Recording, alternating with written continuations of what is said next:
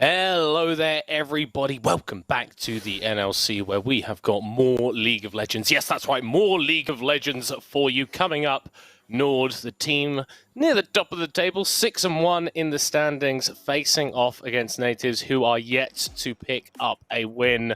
Veteran, this is going to be a rough one. This could be a repeat of the game that we just saw, or it could be very surprising, you know, because this is Nativz. But is it the same Nativz that we have seen? Can we expect the same results as the Nativz from yesterday, last week? Probably. And the weeks before that, almost definitely. But, you know, we could not. You know, there's always that part. It's probably going to be a complete stomp, but yeah.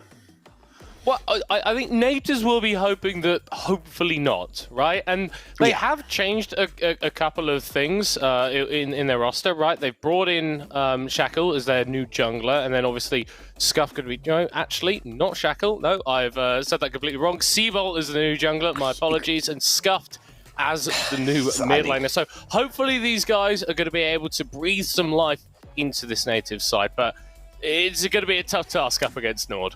Yeah, I mean, again, it was the creativity of Nativz that makes them a potential disruptor to the top side of the NLC. And I just hope that they haven't lost that. We did get a Xin Zhao from Seabolt in his first game with Nativz. And that is a rarer pick, though you did see that in the very funny Vitality games from the weekend. You know, like I do want to see them bring something that Nord couldn't possibly have scouted, that Nord couldn't possibly have practiced against, that could really make Nord have to think twice on a lot of their decisions. That's how you have to, as a bottom team, beat a top team. Either have a really good read on what the top team's gonna do and basically nullify that in draft, and that's something Nativz were trying to do before, or throw a massive curveball at them, right? Yeah, I bet you ain't prepared for this, you know? Nowadays, Heimerdinger and stuff doesn't count as that, and that was the first thing that came to mind. Yeah. But, like, just go Teemo ADC or something, all right? ADCs have the 4th lowest base MR in the game, so Teemo's technically just built against them. There you go. Yeah. No, that sounds like a justification that I would have used back in Season 4. Just go Teemo Cassia. I mean, yeah, it's an insane combo, but they are going for something a little bit different as we are into draft here. Sejuani picked up for Akabane, not really a surprise there. We've got the Gragas and the Jhin, more likely to be a top lane Gragas. I think Spooder's played that a couple times. Which roles do you think have been picked by Nativz, though? Is it top lane? Is it ADC? Is it jungle? Is it support? Where are they going? We don't know. Red side opening with double flexes, triple flexes technically when it comes towards the Gragas as well. Azir by Nord, that's definitely something we could have predicted. You can have predicted the Sedge, you can have predicted the Azir. The Jax could easily be predicted, especially off of the Olaf. This is a Nord we've seen a lot, and a Nativz where we don't even know what we're going to see this game. Be interesting to see the answers they could possibly have here. Well, it's that question of who do you fear, the person who's practiced 1,000 kicks once or the same kick 1,000 times, right? We know that Nord can get things done with this composition. WoW has played a couple of games of the Cassandra even here for them now, so this is pure comfort. Nativz teasing us with maybe something a little bit spicier. Remember what, like in the interview, if they're playing around bot lane, they're serious, right? So Nord against 107 Nativz, but they want to bring the best versions of themselves here, and that's the version that Nativz have to defeat.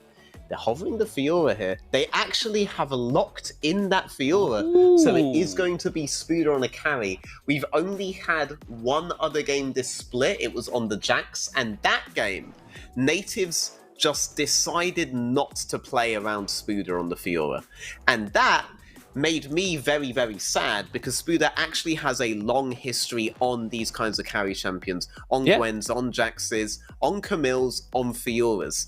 And maybe this jungle change, these changes that they are actually doing everywhere, because the mid lane is different this time as well. Maybe this mid jungle is a mid jungle that is willing to play towards this top side. Maybe that's the kind of new team Nativz want to do, and that's not something Nord have faced before. If Nord had gone for the Jax, gone for the Olaf, gone for their picks, they'd actually be more prepared against this kind of a Nativz. But they didn't know that this was the kind of natives they'd be facing today. We've seen Gragas can be a powerhouse if he goes towards one lane over and over again. And it looks like natives, look at those bans. Those are ADCs that don't typically do so well in lane, but scale really hard, which means natives, they don't want to have to deal with a ticking time bomb on the bot lane because maybe they're not intending to go bot lane at all. Yeah, and those are sort of the two champions that Woolite has kind of like just looked incredibly good on, right? He's an incredibly strong player, especially on that Sivir. He's got some insane numbers on that pick. I think he averaged like 12 CS a minute on it in a 30-minute game, which is just absolutely ridiculous. And Nativz here, they can go for an AD carry themselves. They've already got the Jhin locked in, though. Corki would be very strange. Wow. Not seen a Corki in a while, veteran. But where did you see Corki? Corki Azir matchup, the classic. True. Tale as old as time. It keeps coming back. Yes. I mean, this is definitely... I'm interested in how Corki works in the current state now. Lucian was the first thing I thought when you were saying Woolite looks really solid in those picks. The most solid game I've seen Woolite do was a Lucian Nami game in the bot lane, and they are going to have to deal with that. They were hovering Varus before. Varus was also a potential counter pick in towards the Azir, and a much stronger one in lane. But with the Corki, say Fury goes in towards his whole Comet thing, you still have 8 minutes onwards the package, right? So Corki is a more global presence than the Varus would actually be in that scenario. It looks like I'm correct on that one, because it could have been a Varus Jhin bot lane with Jhin as the support, but their support has gone into this heavy engaged Leona, but also very difficult to dive. She can interrupt the Lucian dive attempts in their tracks. Lucian Nami, a lot of people have this down right now as a heavy lane bully. It is good in lane, but it really spikes in the mid game. I think Nativz could actually survive on bot side, and then they're looking to explode the game from top here with the Corki into Azir matchup, with the Gragas, and be like, guys, we just need you to live. Leona's going to try to set up the way for Jhin to be able to one-shot. That's what they're trying to do on bot lane here. That's what they're trying to do on top lane here. I like it because I've wanted to see them play around Spooder for a long time. We know what to expect from Nord. We know that Nord can execute this. There are no questions there whatsoever. It's very difficult for Nativz to fight this team, but they have a game plan. I like their game plan. Let's see if they can get it off, or if we're going to be right back here in 20 minutes time. Well, it's certainly creativity, right, veteran? Which is what you wanted to see from Nativz. You wanted a little bit of a curveball, something that Nord haven't scrimmed against, and I would be very, very surprised if they have scrimmed against this combo before. A Gragas in the jungle, a Corki in the mid lane, and Jhin Leona bot lane. This is stuff that's like meta adjacent, but we've not seen paired together in a while. Oh yeah, we haven't, but it is a 4-1 siege composition with disengage, right? This is the classic split push composition that Smeb made really famous on the old Rocks Tigers, right? Obviously, slightly different champions. I'm not even sure Jhin was even a thing back then.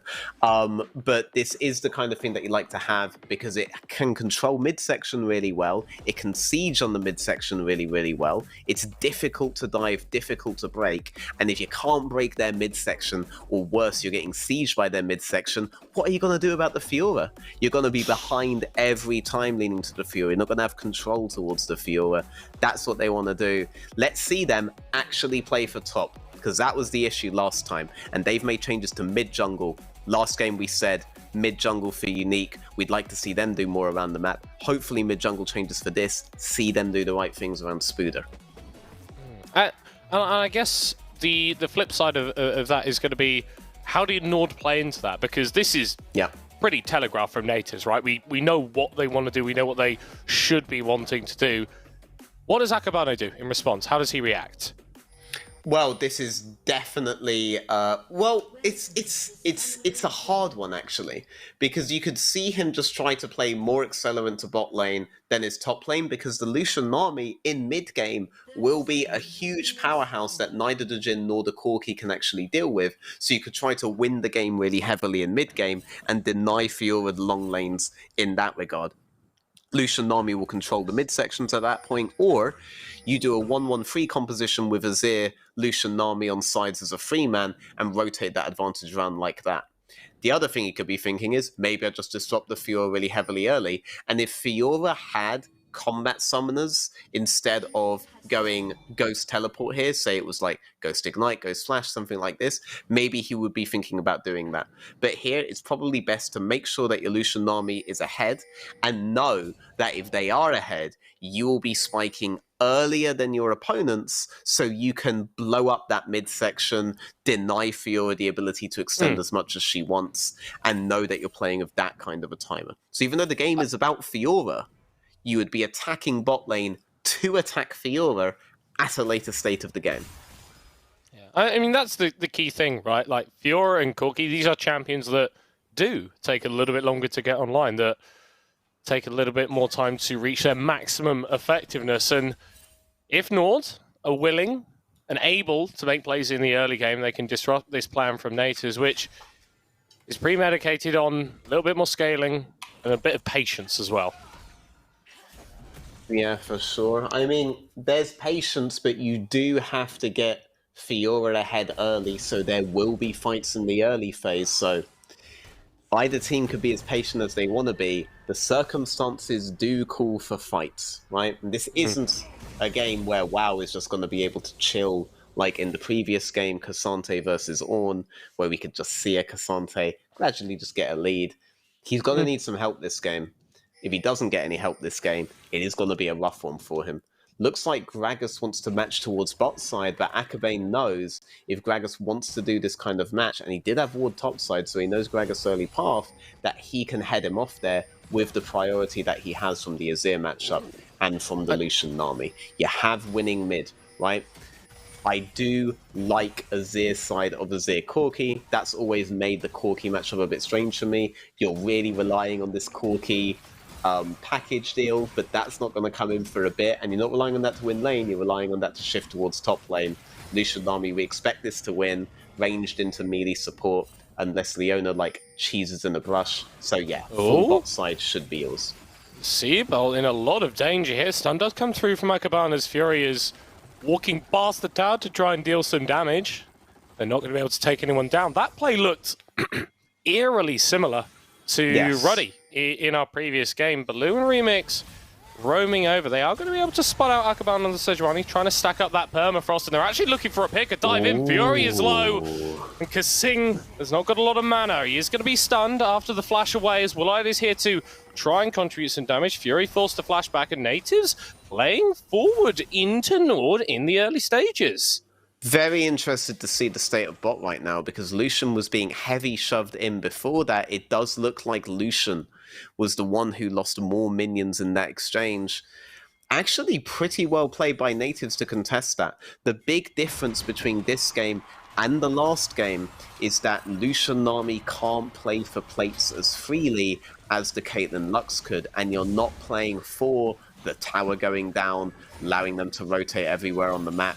That's not what you're playing for as Nord, so you don't have that high acceleration options, but still, goodbye Nord to understand winning mid, winning bot means diagonal jungling straight into that bot side jungle of the Gragas. That's why you had the ward top, to know that Gragas was going top to bot. Fiora though, she's chilling in top lane right now. Looks like she's behind a bit on CS, but it's all fake. See how many minions there are there? 5 more than the opponents. So just add 5 on there at all times when you're in a situation like this. Even more than that now. She is actually very significantly ahead. She's like 1.5 waves ahead of the Cassante here. So all this chaos in bot lane, if it goes even, Nativz are actually the ones in the lead. Oh, cute little recall interrupt coming through from Speeder, just trying to delay WoW as much as he can. He's not going to go for another one, is he? Akabane moving into Seabolt's jungler, who has hit level 4 very, very late there on the Gragas as a result of some of those earlier shenanigans. And I like how we see both junglers make these little investigations, these little intriguing maneuvers into each other's jungle, really trying to get a handle on where these tank junglers are, trying to prevent them from getting these early ganks off as much as possible.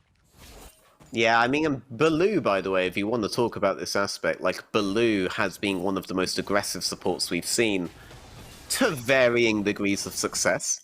But definitely that aggression helped them a lot in that early contest, and hopefully we can see more neutralizing contests like that, because if you just let Nord do what they want, the Lucian's going to be a monster in mid-game, and you don't want the Lucian to be a monster in mid-game. It's really good to force an army gone, to force the Lucian to have to give up some minions bot, to force all this.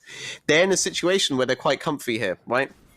They still have that cannon wave. That cannon wave's going to be guarded by the next melees. Fury with the ultimate goes a little bit wide, but they're still able to get the play onto Scuff. Akaban flashing over the wall with the autos from the flail, securing first blood.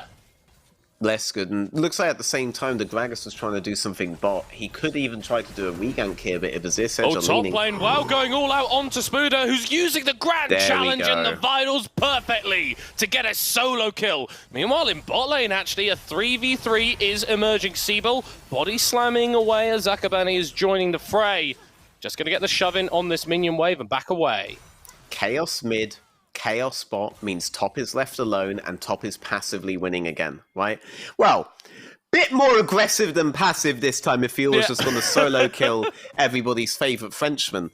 But again, the big winner here is still Nativz. Yes, getting Scuff down is a big deal. Getting a kill on the board for Sejuani, that does matter, not exactly where you want, but Spuda is sat there with a perfect wave in a really good economic state, and this is the win condition for Nativz. So even though they haven't been playing heavy to Spuda, by getting this matchup and ensuring that they just match Akabane at every stage, they've made sure the game stays in his favor. Hopefully, if Akabane was making plays towards the top side rather than towards this bot side, Gragas would be matching top side as well, in which case you're looking at a winning 2v2. This is the opposite of what we saw last game, where you saw the Cassante passively winning, but that not really mattering for the game. Here, top being left alone like this really matters for the game, and Nativz are the one that feel like they are somewhat in control.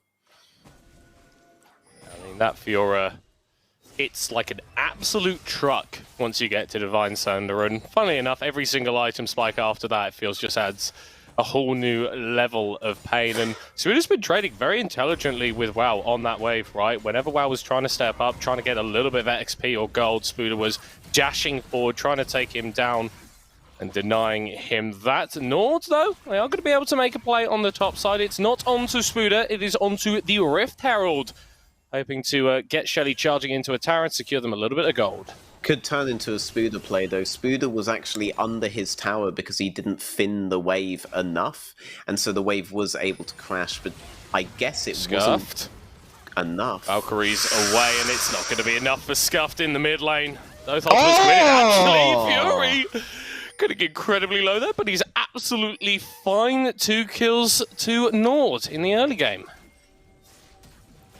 I wish we saw more of the waves there, because Sejuani going to the mid play instead of the top play is really interesting to me. It implies that the wave wasn't in as bad a situation as I was envisioning.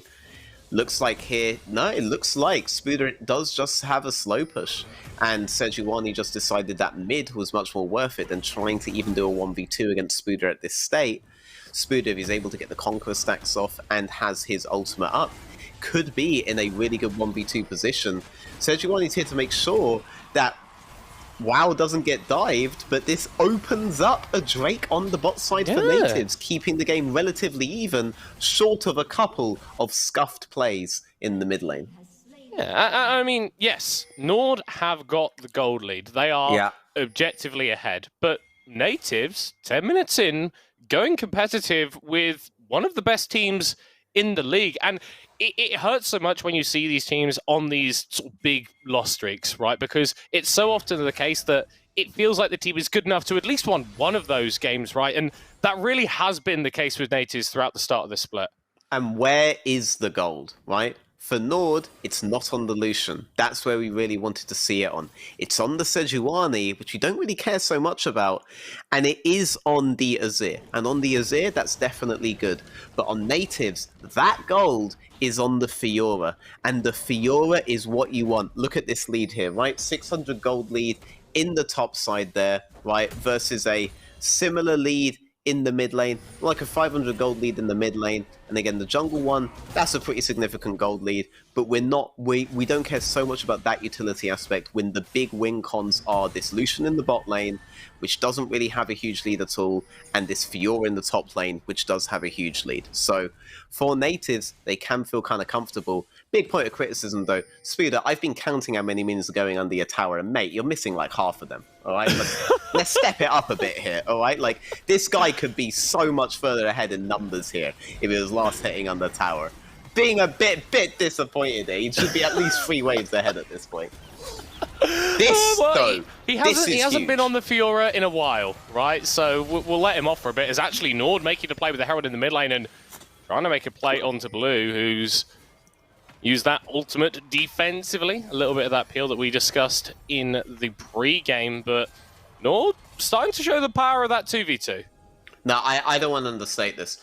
The Herald, if the plan for the Herald and the reason he peeled towards mid over top is hold on. Looking for a kill onto WoW here. Spuda is pretty damn low, and Siebel only level 7.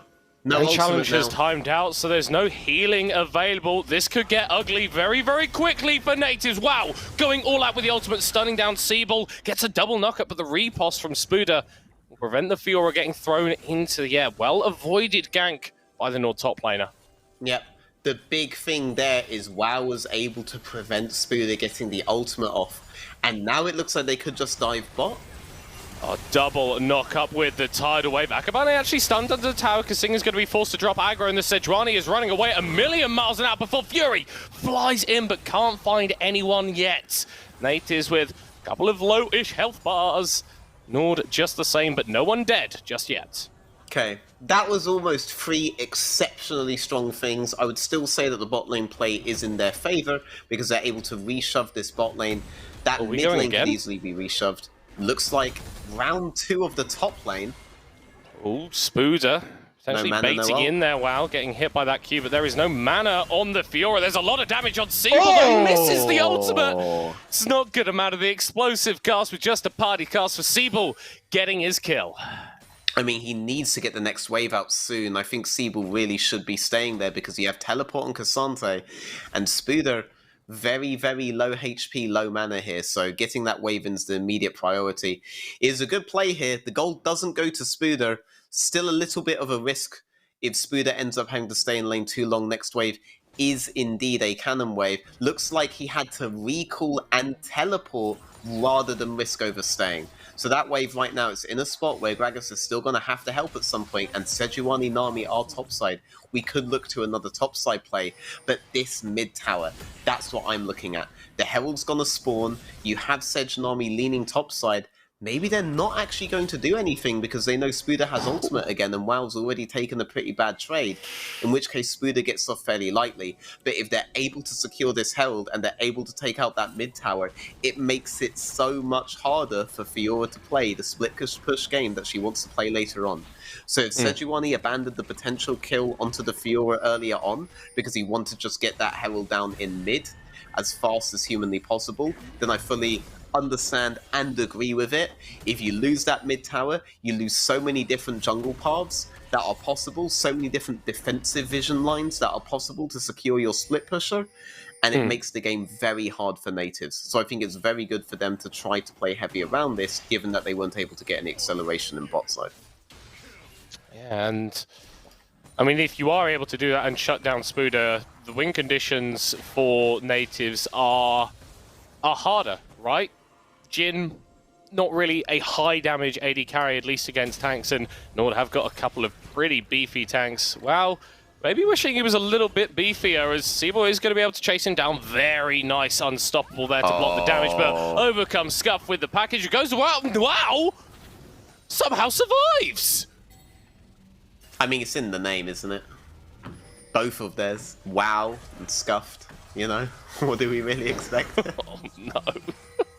I think that curtain call in the bottom lane for Remix there was to just try and thin the wave a little bit to dissuade the dive that's coming. Akabane doesn't even need to show his presence in the bottom lane for Remix and Baloo to know that they need to back away. Mid lane tower falling there. That's big for Nord. Nativz though, right? They got that top tower. They got the shove in. Fiora's already on the reset. if it wasn't for the mid tower being down, Nativz would actually be very far ahead on the map right now. But the mid tower is down, which means that to retake map tempo in this position is actually somewhat simple for Nord. It is a grouping away from happening. I think taking that Herald is the best thing Nativz could do in this situation. While stuck on a very long lane against Field that could always run him down. And what you'd like to do is just run a defensive vision line from that pink on top side all the way down to mid-tier 1. There is no mid-tier 1 anymore. So Nord, I think, have a very good way to start solidifying a lead into the game here, and Nativz have to play consciously with that. But they're in a better position than I think we expected them to be, just looking at the names, looking at the scores, knowing how the teams are being played, and knowing that Nativz are playing with new players. But again, Nord very easily could swing the game in their favor on the next few rotations. Those repeated mid plays, very, very good by them. I think that's a really interesting thing to touch on, right? Generally, the context surrounding this game. Yeah. We don't feel like Nativz should be putting up this level of performance, and it's really, really encouraging, right, for a team that hasn't won in a while, right, to be able to show that they can actually go toe-to-toe with one of the best teams in the league. Nord still feel like they're in control of the game. They still feel like they should be coming out victors, but look at the itemization starting to come through. Siebel now with that rocket belt. We've got the Eclipse coming through for Remix, and Spooder is absolutely dominating on the side lane. There are things that this Nativz can do, and that should worry Nord a little bit. Yep, and they've sighted at least 4 people on top side, which means Fiora can play very heavily with this long lane state and bot lane. Gragas trying to make the first lean, but look at the path he has to take. He can't just go through the catwalk that Lucian's at right now down. He has to go all the way around in his jungle because they don't have that mid tower. Very difficult to just allow Spooder to hit this. And yeah, you're right. Ooh, no way this turns into a huge thing. Lucian's coming down with Azir. Yeah, so is Fury, and Siebel is just waiting in that bush. They're going to spot him now, and the Gragas is going to be forced to run a teleport. Being pulled by Nativz, they are looking to take this 3v3. That's a brilliant Emperor's Divide, but Scuffed is going to be able to flash away just in time, but maybe not, as all the ultimates dropped on the Corki. And Nord will take down the Nativz mid laner, and they are not done. The ultimate from Blue will dissuade the engagement. The owner may just be a sacrificial lamb. Siebel flashing away, but still getting stunned. The explosive cast will not keep him alive as Nord get 2 kills in the bottom lane. There were pathings open to get them towards bot side if their mid tower was up, and it was not. And Nord have beautifully taken advantage of that, and the game is basically entirely in their favor now. We talked about the context of the game, how Nativz were able to go toe-to-toe with Nord, but, you know, we're saying that in the same context as a team with a split pusher that has lost their mid tower before mid game, right? And in that regard, that is testament to how strong a showing Nord have had for the entire first half of the NLC. And right here, you're seeing that play dividends. They understood what the composition of their opponents wanted to do. They understood how to make that weak. And now they've capitalized on it. The game is firmly in Nord's hands. They are finding themselves in a very, very strong position. 4,000 gold ahead. And whilst it was a spirited early game from Nativz, it's now getting to that point where you look at Nord and you start to think, these guys, they want to win some League of Legends. And they're not going to be letting anybody stand in their way. Fury has had a very strong performance this game, right? 100% kill participation here on the Azir. 2 items completed as well. Pretty sizable gold advantage over his opposite number as well. Yeah, 100%, but we're at a point in this game, right, where what is it that you want this Azir to be doing? And if you have this level of power, sure, there is the option for him to split push. But can he actually match the Fiora on his own? Not so much. At this stage, though, with the way that that mid is, look at the ways that Nord can enter the bot side jungle there, right? They're going straight through catwalk, straight through this massive line of vision that they have on bot side there, and they can choose to do this on either side of the map. So Fiora can never take advantage of any of these kinds of matchups anymore. Just a question of when Nord will win the game at this point, rather than if. But I liked the plan from Nativz. I liked the plan from it. There were obviously points in execution, and maybe even some things in the draft. Corki is something that can scale into an Azir, but ideally you wanted something that could defend heavily against the Azir or even get priority over the Azir in lane. So not like an Akali or something like that, but maybe a mage that could deal with him, maybe even the Varus that they had hovered. That's a very good pick in these kinds of scenarios. Something like this, where your mid tower wouldn't end up in this position, would have been very good. And I do think the first Herald probably should have been contested more, given that they had a heavy advantage on the top side. Those two are things where Nativz could be in a very competitive position right now, had they been able to get it off. But as is, this is the game we're playing. Baron is up. We've hit the late game. Azir has moved top side because he doesn't have teleport. Cassante has moved bot side because he does, which means Nord are maintaining de facto numbers advantage on the top side. Let's see what they do with this mid wave. Looks like Woolite is going to be pushing out and then rotating towards that Baron. The object of Nord's desires at the moment is pretty damn obvious, as Nasher is a useful tool for closing games, and again, it's mirroring what Ruddy were doing in their game today, right? It's moving into that jungle, it's trying to deny as much vision as possible. Nativz, I think, have still got a couple of wards in there, but as Nord get these waves in, I imagine those are going to be falling quite shortly.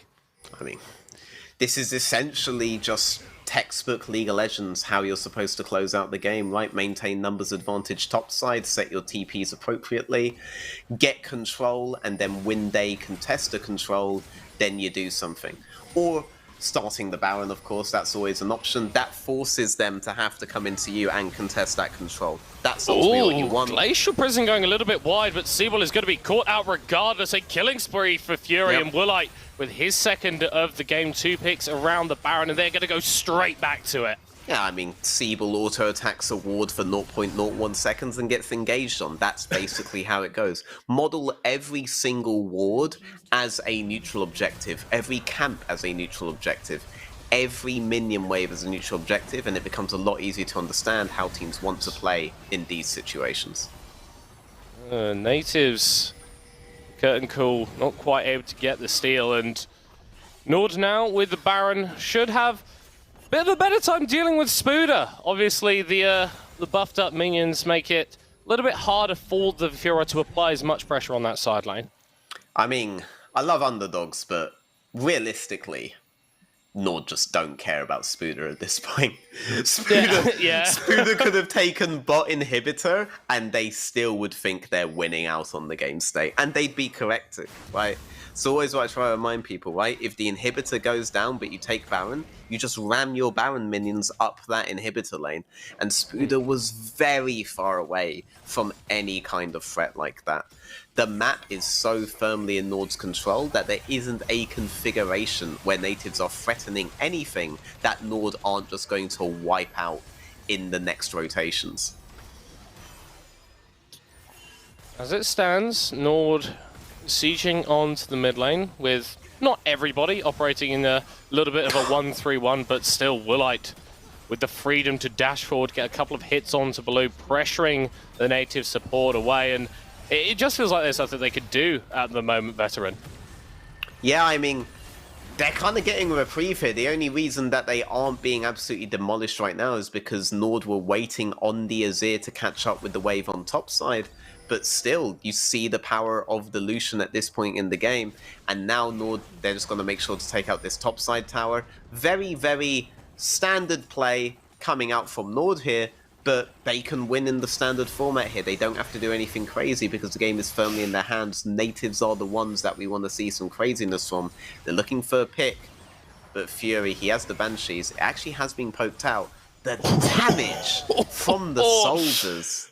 Oh, it's not fun being Seabull right now. Spooder's just ignoring it. It's not happening. It's not happening. It's not happening. I'm not looking at my base, but realistically, even if he is there, he can't stop that inhibitor from going down. And exactly. There's nothing really he can just do. Rotate into mid lane.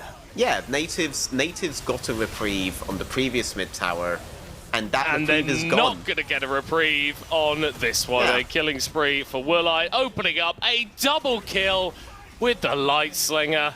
And Scuffed and Remix are going to be forced back. Spooder has TP'd into the base. And I think it might be the last time he gets to look at it. Curtain Cool doing a fair chunk of damage, actually, as the first Nexus Tower is going to be falling down. Minion Wave coming through. Nord have that to work with. Remix taking a little bit of a chunk from Woolites.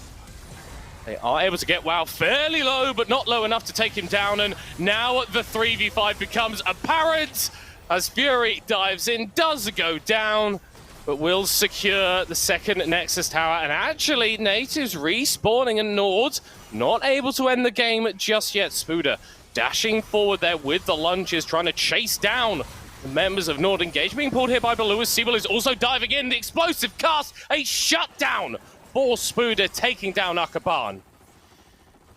I mean, they get a nice kill there, but you see the power of Nord's composition once they have Azir, and it's very difficult for Nativz to do anything. The couple of 100 gold that they got from those kills, that's not going to be enough to change the facts on the map. They already, the game is looking to end right now. Look at their base. Solar Eclipse, Spooder, oh, brilliant parry into the stun. Another kill for Nativz as WoW is off the board. Azir. Teleports are going to be coming through as Spooder, I think you might be a little bit too far forward, but no, Kasing has split up from Woolites and will be slain. Fury, though, on the back line, takes down supports falling across the map, and Woolites in a really rough spot. That is a 3-level difference.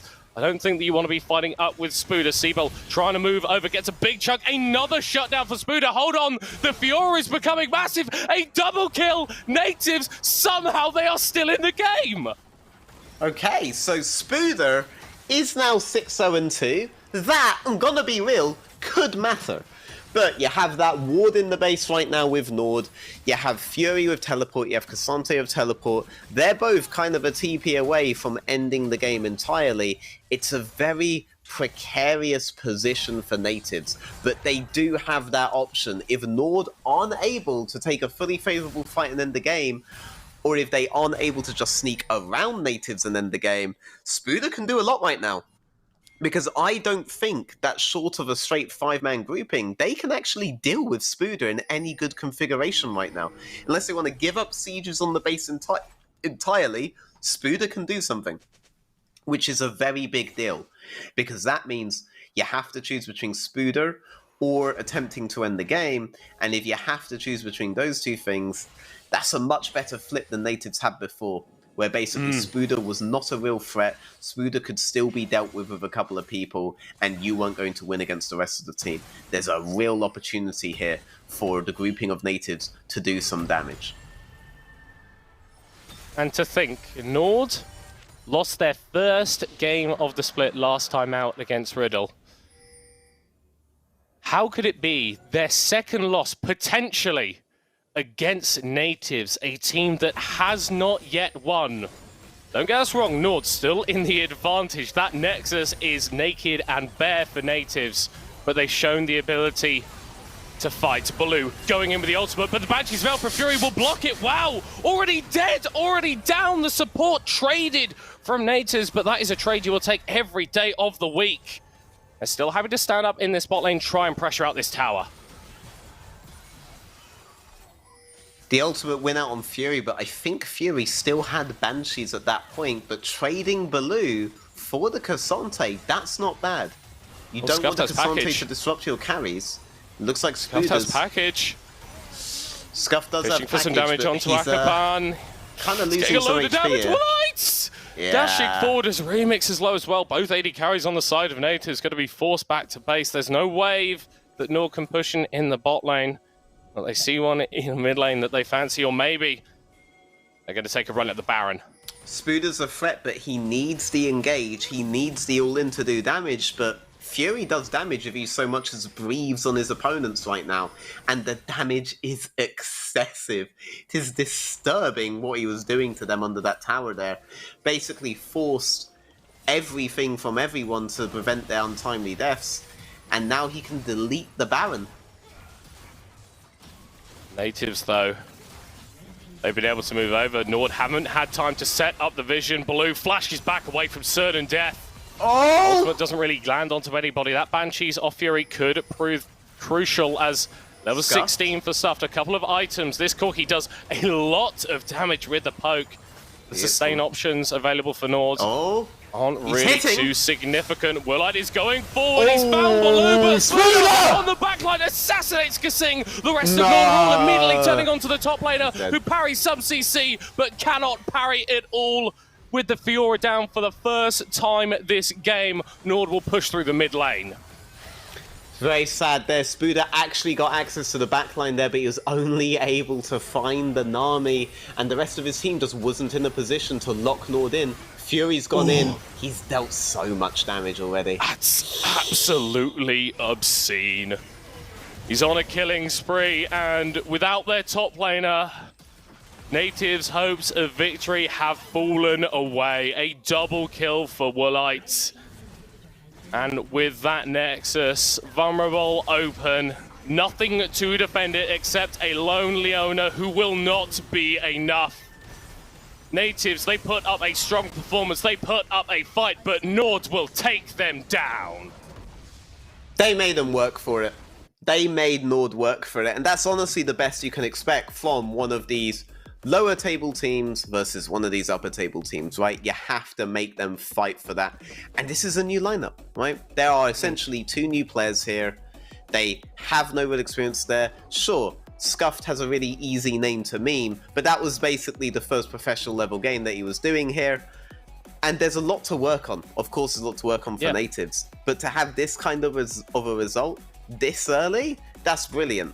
And it's so brilliant because Nord are, again, an absolutely dominant triple threat team and have proven it in, like, what, 7 games in a row now? Their only loss being to that Riddle lineup. Yeah, I mean, there was Nativz on the back foot before draft even began here, right? So that's off to them for doing what they could. But this just cements Nord, again, as every victory has, to be honest, as one of the top teams in the NLC. So, Veteran, we usually do an MVP after the game, and production has just actually reminded me that our MVP can actually be on the losing team, and I'm wondering, Veteran, if you're looking at a player in this game across both teams, is Spooder potentially an MVP candidate, or is there someone on Nord that you want to give it to? Are Akabane or Fury, because the decision to play so hard through midsection there, particularly with the Herald, destroyed Spooder's ability to influence anything in the game. Spooder had a level of importance placed on him from draft, but it wasn't able to be executed because Fury made himself important in that game. Akabane made mid lane important in that game. And I think that's the kind of thing that we should recognize. And I'm fine with either of those 2 being the MVPs. So I've nominated 2, and I'll give you the ability to decide. See, you've asked a bisexual to make a decision, which is a very, very bad thing to do, Veteran. I reckon Fury on the Azir. There were some pretty good shovels in there. Are you all right, mate? Let's give it to him. Let's give it to him. MVP for Fury. Okay, Fury, congratulations, MVP. Any French fans who are mad, it is this guy that you or that guy. I mean, sorry. To putting towards your own microphone there, maybe. Right. But let's have a little bit of a discussion about this game and kind of what it means, right? Because it was competitive for Nativz until it wasn't. We thought it was going to be a classic Nord win, and then out of nowhere, seemingly, Spooder gets like 3 shutdowns in a row, gets a load of gold, and we're thinking, hold on, Nativz have actually got a chance. How do we feel about both of these teams really coming out of this game? Yeah, I mean, it's good to see Nord adapt to their opponent's win conditions in the game, right? You do want to see that kind of adaptability, not necessarily that you change your team identity because the opponents have a certain team identity. They are able to play your game in a way where your opponents can't disrupt it, right? That's what we saw from them. It's not like we can say Akabane on Sedge and Fury on Azir is some great innovation or something. But the way that they played into their opponents definitely was the appropriate way there. So you can only say that Nord are on the up and up. When it comes to Nativz, I think the big theme with the last 2 lower table teams is that they don't understand how important winning midsection is, right? And if anyone can tell you how important that is, it's going to be a former K-Corp member like WoW. So hopefully they can take some lessons from this game, both of the teams, get a midsection that can play to their side lane based win conditions. And if they're able to do that, they might not be in such a precarious position going forward. But I like Spooder play. No, do you know what? Spooder, not on Gragas. Yes. Big fan of that. I mean, Spooder on Gragas is all right, but the Fiora really felt like it unlocked something different for Nativz, and I think the only thing that I'm coming out of that game going is play that a little bit more. Invest some more resources into Spooder, because there was some great play there. But I want some more of it. Yes. 100%, and that's only going to come from having control of midsection. I really want to emphasize that, right? Midsection is not just get a better mid laner, it's jungle, mid, and support. Those things give you control of midsection, and if you have that, you can play to any win conditions, and like Naito was saying on the previous interview, win conditions are on sides right now. They're on sides for you, Spooder, they're on sides for you, Caitlyn Lux, they're on sides, so let's drag that midsection to side. Okay, and we are going to be able to speak with a member of one of that midsections here for Nativz. It is Siebel, the jungler. How are you doing, mate? That was a very weird game from our point of view. Yeah, it was pretty crazy. It was fun game though. Hey, you made them bleed, man. You made them bleed. Yeah. Be proud of yourself. It was nice. I mean, could have won in the end, I think. I think we had some opportunities, but... Yeah. No, I mean, I completely agree with you, and I think for me, looking at Nativz, what a way to sort of start the second round robin. It's not a win. Obviously, a win would have been amazing for you guys, but after whatever happened at the start of the split, we kind of pushed that to one side now. This is looking like a Nativz team that can get wins off people. Are you guys feeling that as you're scrimming and you're playing these games? Yeah, for sure. I think it's been feeling really good the past couple of days. A lot of practice. I'm looking forward to the next week, especially because getting like a few more scrims in, I think will do a lot for us. We had a few scrims that looked fine. Yesterday, I'm really sad about. I think I underperformed a lot. I think I can do a lot better than that. And then obviously today it's a good team. Made them bleed. Did our best. Tomorrow will be better. Not tomorrow, sorry, next week. Well, I mean, tomorrow as well. Like, just keep getting better and better. I think that's a really great mindset. And obviously, you are a newer member of this Nativz roster. You played yesterday as well as today, and Scuffed coming in for the game today. How have you guys sort of been integrating into the team, and what do you feel like you're bringing to this Nativz team that maybe it didn't have before? I'm not going to speak about before because I'm not inside on that. But right. what I bring is a positive mindset. I bring in some experience. I think I've done this before. I've subbed in for teams before where it didn't look so good, and then maybe I changed the environment a bit. I'm very open to play most things. Yeah. So sort of just coming in being this chill guy is like, hey, I'm like your best friend as a jungler. I'll do what you guys need. I'll be a really good sort of person in the team atmosphere, yeah? You can say that, yeah. A little bit more probably also, but have to see.